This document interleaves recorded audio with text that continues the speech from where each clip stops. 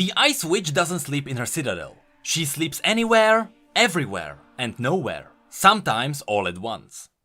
Those are the first words of the latest story about Lissandra. It shows you what kind of story we are about to get into. Udyr's encounter with Volibear showed us that Freljord can be very trippy, but Lissandra brings it onto a whole new level. So as a quick warning, this story may get confusing, but that's the point. Don't worry if you don't know what's happening. From Lissandra's bio, we learned that she lost her eyes after angering a primal demigod. We assume that demigod was Volibear. And after she became blind, she focused on her other senses, and she started drifting through dreams and listening to ancient voices, which eventually brought the Watchers to Freljord. But still, that's not all she can do with her dreams. So today we will learn what her dreaming is really about, as we dive into the latest story called The Dream Thief. The story starts by describing the place where Lissandra chooses to sleep. It was an underground cavern so unimaginably massive, it could store 1,000 fortresses. It was a sea of true ice from horizon to horizon. She visited this place often on her own, and yet she was never truly alone. To some they were monsters, to others they were gods. Regardless, Lissandra often checked this place to see if the Watchers were still asleep. Although she couldn't see them with her eyes, she could sense them with her mind. Their presence alone was enough to chill Lissandra beyond the shiver of flesh and bones. In fact, this otherworldly chilling sensation made her numb to the cold touch of ice. Things start getting even more interesting when we learned that in these caverns, Lissandra's blindness is a blessing. In the darkness, she can feel the presence of the sleeping horrors. She can walk in their dreams. And through these dreams, she can learn what they want to do with this world. That's why she's making sure they stay asleep. It is so she can learn from them. Unfortunately, with the new moon, which for reference is when the Lunari started rising in power in Aphelios' story, Lissandra felt that one of the horrors below started moving. She hoped it would calm down and drift back to sleep again, but its abyssal intelligence squirmed against the others, growing ever more restless. Lissandra then took off her helm, she let her ceremonial robes drop on the ground, and she laid down on the icy floor. She learned how to use her dreams to take her mind across long distances in mere moments. Sometimes, after a few trips across Runeterra, she would even forget where her physical body was. But now she let her mind drift down through the barrier. On the other side, the Watcher was all teeth, darkness and chittering. It was bigger than a mountain, and yet Lissandra hoped it was one of the smaller ones. She never dared to probe some of the largest Watchers, that seemed to be able to devour gravity and time itself. They were the eaters of not only worlds, but entire planes of reality. The story doesn't give us more info on the large Watchers, but from the description you just heard, Cho'Gath lines up with them, and he might get a relation with them in the future. Anyway, Lissandra focused on the terrible creature before her, and its dreams became hers. In the dreamscape, another Lissandra waited for her. This version of her was an ageless being towering behind a black sun, with her eyes whole, crystal blue, and shining with the celestial energies of this dying world. She was a goddess. She tried to press the sun down below the horizon, but the black orb fought back, trying to rise again, and burning the goddess's fingers. As the real Lissandra looked around, she saw long shadows falling over the mountains that were covered in frozen ashes. She then realized that this landscape was a mockery of the Freljord. Unlike the real one, this Freljord was devoid of all life and magic. And in that moment, it was clear that life was the key. Lissandra then led the Stirring Watcher away from its own dark thoughts, as gently as she could, in hopes to soothe it down with other dreams. In the first dream, a War Mother split her tribe into 3 camps. She did it so that potential assassins wouldn't know where she slept. In one of these camps there was a Frost Priest, scribbling notes by candlelight. His duty was to send a letter each night to the Frostguard Citadel. His scribbling was interrupted when he saw his own breath. He knew he wasn't alone anymore. As shame filled his throat, he quickly put on a blindfold and he spoke all the oaths. Moments later, Lissandra stepped out of the shadows and told him to not bind his eyes. The priest apologized for being late with his reports, but Lissandra told him that she didn't care about his words. She wanted him to listen to the ice. The priest's eyes widened at what he heard. At first it seemed like the ice hungered, but then it was obvious there was something beneath it. The priest asked Lissandra what did that mean, but before he got an answer, Lissandra was gone. The man then woke up and thought about the dream. Moments later, he pledged to surf, freeze and bleed blindly, after which he put on the blindfold. Before the next morning arrived, the priest was miles away from the War Mother and the 3 camps, and Lissandra drifted away into the dreams of another. In the next dream, there were 7 ice hawks flying across the blue sky near the sea. There was a small girl whose name no one remembered. She picked up a crab. It was black, with square eyes on top of its head. She then looked up to see a chunk of ice floating in the dark water. It bumped onto the shore and started melting. Soon it revealed a woman curled up in a cradle of ice. The girl dropped the crab as Lissandra rose. The girl then shrieked, accusing her of being a witch, and with her screaming, searing cold and snow burst from her mouth. Lissandra vanished, with the girl being alone once again, crying an unstoppable blizzard. The girl then woke up. She was in a tent by a fireplace, surrounded by other sleeping orphans. An ember popped from the fire onto her furs. The girl touched it with her finger, only for it to instantly freeze. Lissandra was already on her way to another dream, but she knew to watch over this child. She was an iceborn, a weapon for the war to come, or perhaps a new enemy. Next, high up in the freezing mountains, there was a traveler, hunched in a shallow cave. He hummed a song he could no longer sing to soothe himself, his lips blue and cracked. He couldn't feel his legs nor his hands. He no longer shivered, he was too far gone.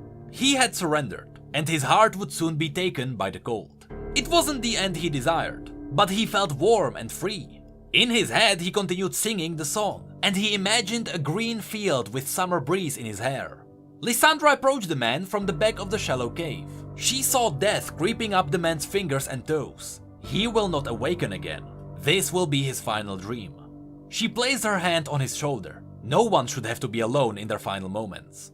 Lissandra told the man that his friends were waiting for him, that he should lay down in the tall grass, and that she will watch over him while he rests. The man smiled at her and nodded. Lissandra remained at the edge of his dream, until the dream was no more. Next, the smell of blood and fire dragged Lissandra south. The dream span around and distorted a little, so much so Lissandra had to steady herself against the timbers of a burning hut. Of course, the flames didn't burn her, it wasn't real. An Avarusan warrior loomed over Lissandra, challenging her to a fight. It was a red-haired brute with obvious bloodlust in his eyes. He was imagining victories he would never see in his lifetime. Lissandra lost count how many times she had died in someone else's dream.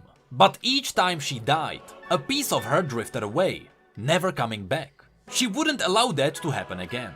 She used her magic to form an icy shield, entombing herself completely. The warrior's blade wouldn't even chip the surface. Lissandra then let the warrior wake up and make him believe he drove off the Ice Witch. It was only a dream, and the Avarosan tribes would fall eventually. Now Lissandra had more pressing concerns. Next, she was taken to the eye of a storm, where the lightnings don't stop, and where even snowflakes can draw blood. There Lissandra found a spirit walker channeling his elemental fury. The storm was a prayer, an honor to the Ursine's demigod master. Lissandra hated this creature. No matter how much she tried, she couldn't erase it from the memories of Freljord. Lightning hit the shaman multiple times. The man's jaw was lined with fangs, and his arms ended with black claws. He was neither a man nor a bear. Lissandra knew that most of his life was like a dream. No sleep, no joy, only the storms. Lissandra walked closer, looking for anything she could find useful in this madness. But then the shaman's gaze snapped to her, and suddenly Lissandra found herself face to face with an avatar of the Volibear himself.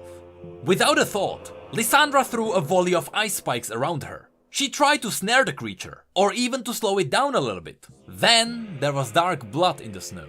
The storm moved to distant peaks, as the twisted shaman fell to his knees. His body stuck between what he was and what he might have been.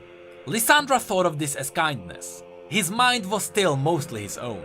She saw other eyes in the distant storm, the eyes of other shapeshifters. They weren't as threatening as they once were, but they were still something she had to deal with in the future. For now, their own madness was their doom.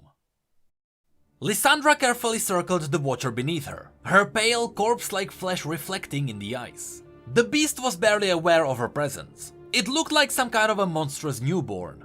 In the dreams of the watchers, there was nothing, A horizon of nothing framed by mountains of nothing, with a sky of nothing and dense clouds of nothing. But in the face of all that nothing, Lissandra fought to remain something. The abyss yawned around her. She watched the black sun devour her avatar. But no matter how much it pulled in, there was always more to eat. Lissandra screamed, and then she exploded into billions of smaller Lissandras, every one of them screaming. Against all that nothing, their voice was barely a whisper. But even that was enough to shake the foundations of the dream. In the real world, her barely conscious body looked around for glyphs on the surface of the true ice. It was an old spell, born eons ago. Lissandra crawled around, spazzing and shaking. Her movements were desperate, jerking and clumsy. Only a shadow of her spirit remained in her body. And then, in a rush, most of her returned. She vomited watery bile onto the ice, and she curled up as it froze solid around her. Below her, the shadow fell asleep again. It dreamed about eating her for a while longer. It was a dream that brought the Watchers the only kind of peace they seemed to desire. After that, Lissandra dressed herself and returned to the stairs that would take her back to the surface. The Frost Guard already awaited her guidance. Lissandra wouldn't find peace in this life, but that was a small price to pay to keep the beast slumbering. The story then jumps back to the orphan. Every time she closed her eyes, she saw the Ice Witch now. In her subconsciousness, the Pale Witch rode a beast of ice, bone and dark magic. She called out to the girl by her real name, Wreath. The Ice Witch continued that the darkness grins at them, and that they have to pluck out the ever-watching eye to impale it on a spike of ice. In that time, Wreath's eyelashes froze shut. It now hurt to tear them apart, but she knew she had to do it quickly. The more she waited, the harder it would be. The girl cried out, and hot blood trickled down her cheek. She rubbed the ice beneath her to see her own reflection, and she noticed the tear on her eyelid wasn't too bad. But in that reflection, she also saw she wasn't alone in the shelter. There was a shivering man sitting at the entrance. At first, it looked like the morning sun reflected blue tints onto his face. But then the girl realized it was no illusion. The man's skin was blue and translucent. He simply mentioned that it was cold, and that he knew this as he lay dying. Wreath backed away, saying that she had no food and just this little shelter. She had nothing to offer him. But the frozen man replied that he was of no hunger. No shelter shielded him anymore. He explained that he saw this cave, and her, as the Ice Witch's frost clouded her eyes. He knew this as he lay dying. The girl asked him if he died a lot, but he replied just the once was enough. Wreath then asked him if he saw the Ice Witch, and the man replied, no, but he heard the witch in his veins. He held out his blackened hand and continued that she was an iceborn. Together they had to meet others, and they had many miles to travel in each other's company. Wreath questioned if he knew all of this as he lay dying, and the man simply replied that death reveals much. Then Wreath finally asked him, who was he? And the man said that he was no one anymore, a passenger in his own body. His name was frozen over, but she could call him Shamble. The girl then introduced herself as Wreath of the Narrowfoot clan. After this, Shamble mentioned that they should go. The others were near. But Wreath didn't move. Instead she asked, who were they? The story then jumps to the Frostguard Citadel, where it always seemed to be night, and where the stars twinkled eternally. Few knew how to even find the fortress, and still there were many who would raise armies to ruin it. Those who found the Citadel on accident rarely left on their own terms. Even so, 5 wary figures climbed down from the rocky mountain pass, in a hidden wound in the Freljord. They all seek the Ice Witch. Like so many others through the centuries, they each met Lissandra in their dreams. But now they each felt something else deep inside. Something beneath the ice. Something dark and empty.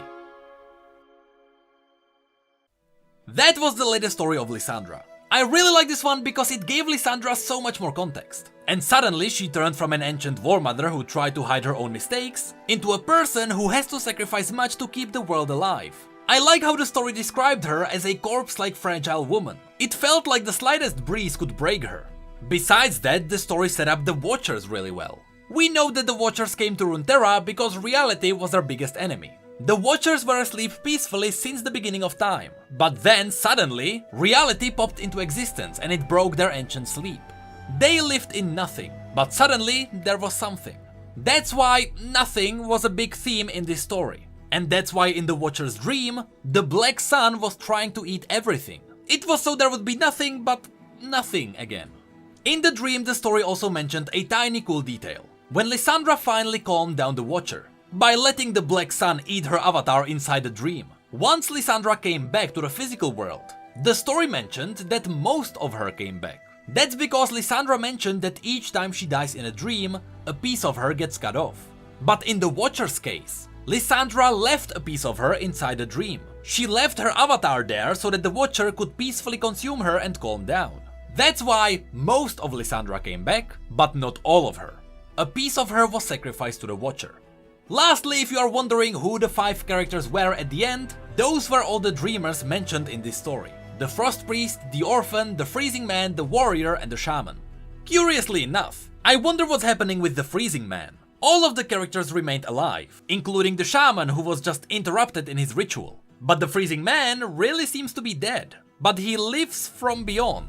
Here is what's probably happening. One of the things that seems to be connecting all of these characters is that they are all Iceborn. That's why Lissandra summoned them to the Citadel. The Iceborn are able to manipulate true ice. And true ice is the only thing that can hold back the Watchers. That's why she is seeking them in their dreams. The thing is, in Lissandra's previous stories, there was a mention that the Iceborn could be turned into true ice. And if that's real, the reason why Lissandra is bringing all the Iceborn into her Citadel is so that she can melt them and turn them into true ice and use them to block the Watchers. I think that's why in this story the Frozen Man was blue and translucent. When he was dying and Lissandra touched him, she allowed him to live in the form of true ice. That's where the translucent part comes in. He was probably made out of ice. So if you look at it that way, this entire story gets even creepier. And the more you look at the previous stories, the more everything makes sense. Although this story was amazing, I have to mention one thing that was bugging me. Riot, I know you told us that you want to start turning side characters into champions. But how are we supposed to guess the next champion when you introduce 6 new characters with every story? Hey, did you know that we have social media and Twitch where we talk about other League facts and stories? And did you know that we have neat mugs and shirts too? The links to all of that will be below. And as always, thank you, come again.